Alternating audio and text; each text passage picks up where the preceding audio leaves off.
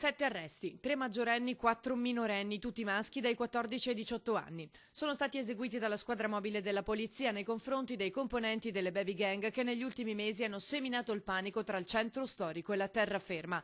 Sono tutti italiani, qualcuno originario dell'est, prevalentemente veneziani e trevigiani, con un comune denominatore. Una giovanissima età, una spregiudicatezza e una gravità dei reati ancora scritti. C'è grande amarezza per queste misure restrittive che vanno a toccare soggetti giovani o giovanissimi che sono destinatari di provvedimenti significativi e importanti. In carcere c'è anche un minorenne ed è un segnale estremamente significativo in azione incisiva della procura dei minori e la gravità dei fatti attribuiti a questo soggetto minorenne, che ha superato anche quelle garanzie di cui godono i soggetti minorenni, proprio per la gravità degli episodi in contestazione e della certezza degli elementi a suo carico. Eseguite anche 12 perquisizioni domiciliari.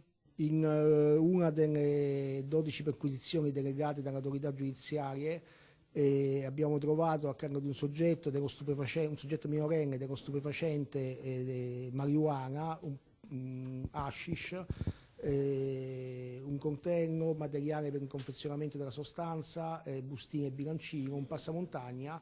Una persona di concerto con l'autorità giudiziaria minorile è stata arrestata nella flagranza del reato e sottoposta agli arresti domiciliari. 3 i gruppi identificati. Il primo, in cui un 19enne moglianese e un 16enne mestrino sono stati portati in carcere perché responsabili di almeno 2 rapine avvenute a gennaio a Sant'Aponale e San Basilio. Furono aggrediti gruppetti di ragazzi anche con un tirapugni. Al 19enne è contestata una terza rapina al Lido, dove con altri complici avrebbe minacciato un ragazzino sottraendogli 20 euro.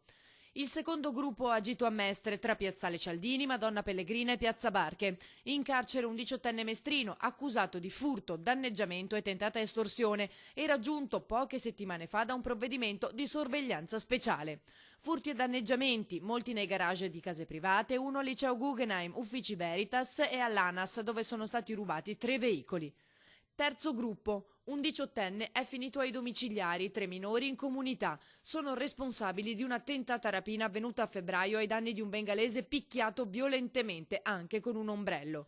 Ci sono 19 indagati.